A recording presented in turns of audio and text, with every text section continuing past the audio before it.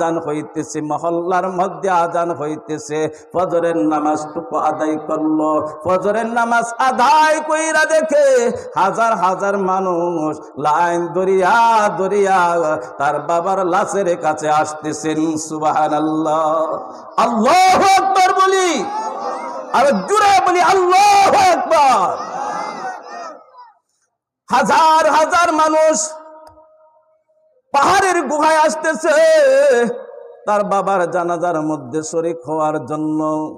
এই ছেলেটা লোকজনকে জিজ্ঞাসা করতেছে, কি ব্যাপার, আপনারা কোথা থেকে শুনলেন যে আমার বাবা পাহাড়ের গুহায় মারা গেছে? আপনাদের কাছে কে খবরটা পৌঁছাইয়ে দিল? প্রত্যেকটা মানুষ বলতেছে, আমাদের কানে কানে আসমানি আওয়াজ হয়ে গেছে, তোমরা যদি জান্নাতে যাইতে চাও অমুক বান্দার জানাজার মধ্যে শামিল হয়ে যাও। সুবহানাল্লাহ। বলতেছিলাম বন্ধু, আখিরি জামানার পয়গম্বর বিশ্ব নবী মুহাম্মদুর রাসূলুল্লাহ সাল্লাল্লাহু আলাইহি ওয়াসাল্লাম বলেছেন, মান সাল্লা আলাইয়া ওয়াহিদাতান সাল্লাল্লাহু আলাইহি আশরা।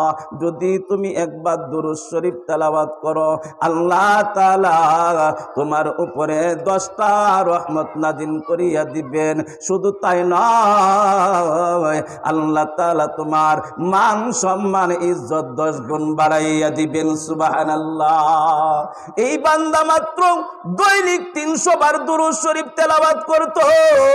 দৈনিক 300 বার দুরূদ শরীফ তেলাওয়াত করার কারণে জান্নাতের সুসংবাদ পাইয়া ওই বান্দা কবরে চলে গিয়েছে। তার জানাজার মধ্যে আসমানি আওয়াজ দিয়া আল্লাহ তাআলা হাজার হাজার মুসল্লি তার জানাজার মধ্যে শামিল করাইয়া দিছে। আমরা যদি 300 বার দৈনিক তেলাওয়াত করি, তাহলে আমাদের কি আল্লাহ তাআলা ইজ্জত দিবেন কিনা? দিবেননি? কে কি রাজি আছি? ইনশাআল্লাহ 300 বার, কমপক্ষে 300 বার। 300 বার সাল্লাল্লাহু আলাইহি ওয়াসাল্লাম, সাল্লাল্লাহু আলাইহি ওয়াসাল্লাম, সাল্লাল্লাহু আলাইহি ওয়াসাল্লাম। আল্লাহ তুমি তোমার সকল বান্দাদেরকে দুরূদ শরীফ তেলাওয়াত করার জন্য কবুল করিয়া নাও। সকলেই বলি আমিন। আরেকটা ঘটনা, একজন আল্লাহর ওলি জাহাজ দিয়া যাইতেছেন। জাহাজ দিয়া যখন যাইতেছেন, এই জাহাজের মধ্যে বসে বসে সাল্লাল্লাহু আলাইহি ওয়াসাল্লাম, সাল্লাল্লাহু আলাইহি ওয়াসাল্লাম, সাল্লাল্লাহু আলাইহি ওয়াসাল্লাম এই দুরূদ শরীফ তেলাওয়াত করতেছেন। এই দুরূদ শরীফের আওয়াজটা শুনিয়া এই সাগরের বিশাল বড় একটা মাছ এই জাহাজের পিছু নিচে। সুবহানাল্লাহ। এই দুরূদ শরীফের আওয়াজটা শুনিয়া, ও বান্দা, আমরা আশরাফুল মাখলুকাত, এত দামি আমরা, আল্লাহ তাআলা আমাদেরকে এত দামি বানাইছেন। যত মাখলুক আল্লাহ তাআলা সৃষ্টি করেছেন, সমস্ত মাখলুকের মধ্যে সবচাইতে শ্রেষ্ঠ মাখলুক হিসাবে আল্লাহ তাআলা মানুষকে ঘোষণা দিয়েছেন। কথা বলেন ঠিক কিনা? আর আজকে আমরা এত দামি মাখলুক হইয়া একটা মাছ আখিরি জামানার পয়গম্বর বিশ্ব নবী মুহাম্মদুর রাসূলুল্লাহ সাল্লাল্লাহু আলাইহি ওয়াসাল্লামের জন্য পাগল পারা, আর আমরা আশরাফুল মাখলুকাত হইয়া সেই নবীকে চিনলাম না। কথা বলেন ঠিক কিনা? আমরা চিনছি শুধু সুদ খাইব কিভাবে, আমরা চিনছি শুধু ঘুষ খাইব কিভাবে, আমরা চিনছি শুধু সন্ত্রাসী করব কিভাবে, আমরা চিনছি শুধু চাঁদাবাজি কিভাবে করব। কথা বলেন ঠিক কিনা? আমরা শুধু চিনছি দুনিয়া, দুনিয়া আর দুনিয়া, দুনিয়ার জন্য আমরা পেরেশান হয়ে গেছি। এই জন্য আখিরি জামানার পয়গম্বর বিশ্ব নবী মুহাম্মদুর রাসূলুল্লাহ সাল্লাল্লাহু আলাইহি ওয়াসাল্লাম বলেছেন, মান সাল্লা আলাইয়া ওয়াহিদাতান সাল্লাল্লাহু আলাইহি আশরা। একবার দুরূদ শরীফ তেলাওয়াত করবা, আল্লাহ তাআলা তোমার মাথার উপরে 10টা রহমত নাজিল করিয়া দিবেন, 10 গুণ ইজ্জত মান সম্মান তোমাকে দুনিয়ার মধ্যে আল্লাহ তাআলা বাড়াইয়া দিবেন। সুবহানাল্লাহ। বলতেছিলাম একজন আল্লাহর ওলি জাহাজের মধ্যে বৈশা সাল্লাল্লাহু আলাইহি ওয়াসাল্লাম এই জিকির করতেছিল। এই জিকিরের আওয়াজটা পাইয়া সাগরের একটা মাছ এই জাহাজের পিছু নিতেছে। যাইতে যাইতে এমন একটা জায়গার মধ্যে চলে গেছে, জেলে তো সাগরের মধ্যে আছে।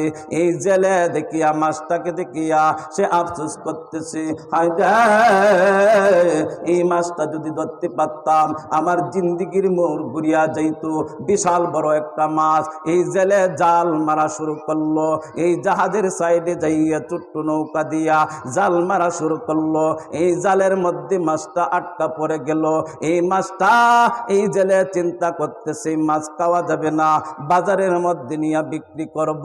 বাজারে যখন তুলছে আর ওই দিক দিয়া হযরতে আবু বকর সিদ্দিক রাদিয়াল্লাহু তাআলা আনহু, হযরতে ওমর রাদিয়াল্লাহু তাআলা আনহু, আল্লাহু আকবার বলি, আর জোরে বলি আল্লাহু আকবার। হযরতে আবু বকর সিদ্দিক রাদিয়াল্লাহু তাআলা আনহু, হযরতে ওমর রাদিয়াল্লাহু তাআলা আনহু দুইজনে মিলিয়া বাজারে যাইতেছে আর গবেষণা করতেছে। আজকে বাজারের মধ্যে যদি ভালো একটা মাছ পাই তাহলে আখিরি জামানার পয়গম্বর বিশ্ব নবী মুহাম্মদুর রাসূলুল্লাহ সাল্লাল্লাহু আলাইহি ওয়াসাল্লামকে দাওয়াত কইরা খাওয়াইমু। আল্লাহু আকবার। আর জোরে বলি আল্লাহু আকবার।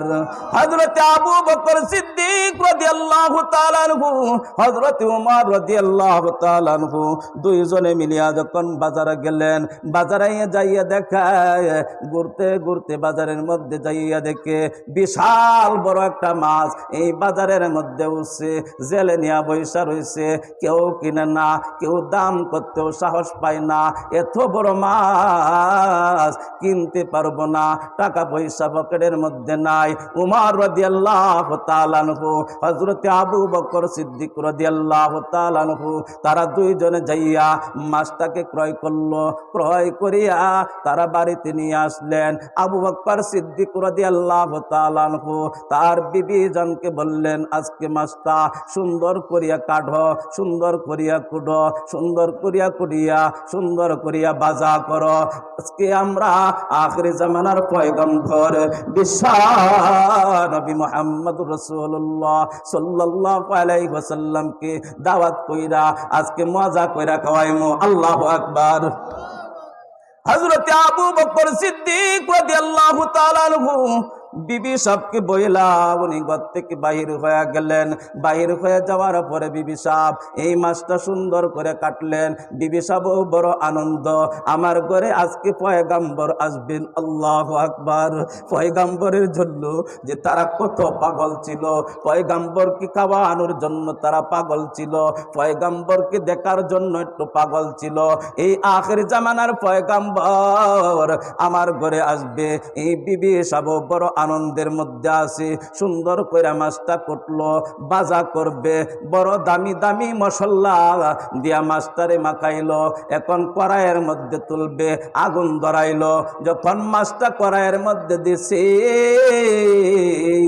মাছ দিতে দেরি হয়, আগুন বন্ধ হয়ে যাইতে দেরি হয় না। আল্লাহু আকবার। আর জোরে বলি আল্লাহু আকবার।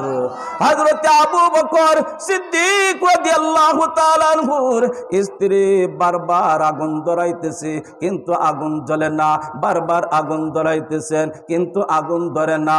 তখন এই মুহূর্তে হযরতে আবু বকর সিদ্দিক রাদিয়াল্লাহু তাআলা আনহু ঘরে আসলেন। ঘরে আয়েশা বলতেছে, রান্না কে কোনো হয় নাই, আল্লাহর নবী তো নামাজ পড়িয়াই আমার ঘরে চলে আসবে, দাওয়াত দিয়ে আসছি। কয় কিভাবে রান্না? আমি তো মাছটা বারবার বাজা করার জন্য চেষ্টা করতেছি, বারবার আগুন ধরানোর জন্য চেষ্টা করতেছি, কিন্তু শুধু আগুন নিভিয়া যায়, আগুন তো জ্বলে না। হযরতে আবু বকর সিদ্দিক রাদিয়াল্লাহু তাআলা আনহু আখির জামানার পয়গম্বর বিশ্ব নবী মুহাম্মদুর রাসূলুল্লাহ সাল্লাল্লাহু আলাইহি ওয়াসাল্লামের দরবারে যে হাজির হয়ে গেছেন। নবী গো, দাওয়াত করছিলাম খাওয়ানোর জন্য, বড় একটা মাছ আনছিলাম আপনাকে আদর কইরা খাওয়াইব, কিন্তু এই ঘটনা তো হইতেছে আখিরি জামানার পয়গম্বর বিশ্ব নবী মুহাম্মদুর রাসূলুল্লাহ সাল্লাল্লাহু আলাইহি ওয়াসাল্লাম হযরত আবু বকর সিদ্দিক রাদিয়াল্লাহু তাআলা আনহুর বাড়িতে গেলেন, যাইয়া তার বিবি আবু বকরের বিবিকে জিজ্ঞাসা করলেন কি কি কারণ হয়েছে? কয় এই কারণ হয়েছে, বারবার চেষ্টা করতেছি আগুন ধরানোর জন্য। এর মধ্যে হযরত জিবরাইল আলাইহিস সালাতু ওয়াস সালাম আখিরি জামানার পয়গম্বর বিশ্ব নবী মুহাম্মদুর রাসূলুল্লাহ সাল্লাল্লাহু আলাইহি ওয়াসাল্লামকে জানাইয়ে দিয়েছেন, নবী গো এই মাসটাকে দুনিয়ার আগুন জ্বলবে দূরের কথা, জাহান্নামের আগুনও আল্লাহ তাআলা এই মাসের জন্য হারাম করে দিয়েছেন। আল্লাহু আকবার, আরো জোরে বলি আল্লাহু আকবার। আখিরি জামানার পয়গম্বর বিশ্ব নবী মুহাম্মদ রাসূলুল্লাহ সাল্লাল্লাহু আলাইহি ওয়াসাল্লাম আবু বকরকে দাঁড় করাইছেন, হযরত উমরকে দাঁড় করাইছেন, দাঁড় করাইয়া বলতেছেন আবু বকর রে, এই মাসের মধ্যে দুনিয়ার আগুন জ্বলবে দূরের কথা, আল্লাহ তাআলার পক্ষ থেকে সিদ্ধান্ত জাহান্নামের আগুন তার জন্য হারাম হয়ে গেছে। সুবহানাল্লাহ। কেন হারাম হয়ে গেছে?